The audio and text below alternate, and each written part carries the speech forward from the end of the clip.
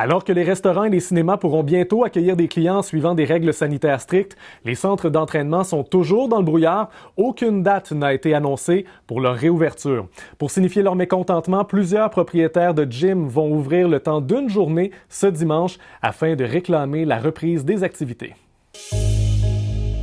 Le cri du cœur d'un propriétaire de centre d'entraînement a servi de bougie d'allumage au mouvement La Santé en premier. La vidéo de Karim El Limi a été amplement relayée sur les réseaux sociaux dans les dernières heures. On doit vivre avec les répercussions d'un exemple que tout le monde connaît, qui n'a pas respecté les règles sanitaires. Pendant ce temps-là, tu peux facilement acheter du pot, acheter de l'alcool, manger du fast-food. Ça n'a jamais été aussi facile de détruire sa santé physique et mentale, puis ça n'a jamais été aussi difficile de s'occuper de notre santé. Rapidement, plusieurs propriétaires ont répondu à l'appel et ont annoncé leur intention d'ouvrir leur établissement le 30 janvier, y compris dans notre région. C'est le cas de Mathieu Corriveau de CrossFit Lac-Beauport. Il croit que face à la crise sanitaire, les centres d'entraînement ne font pas partie du problème, mais plutôt de la solution.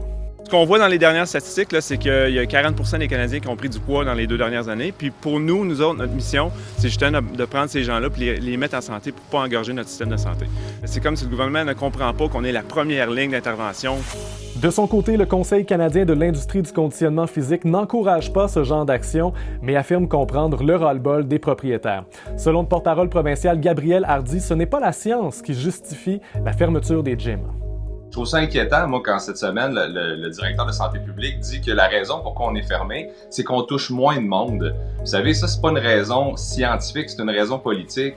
Il faut discuter avec nous, il faut qu'on soit capable de s'asseoir à la table avec le gouvernement ou avec la santé publique. La direction de la santé publique de la capitale nationale se dit quant à elle préoccupée. Je les cite, elle et ses partenaires civils et policiers disposent des moyens nécessaires pour contrer toute menace à la santé et à la sécurité de la population de la région. Pour d'autres nouvelles, consultez l'appli Info de Radio-Canada.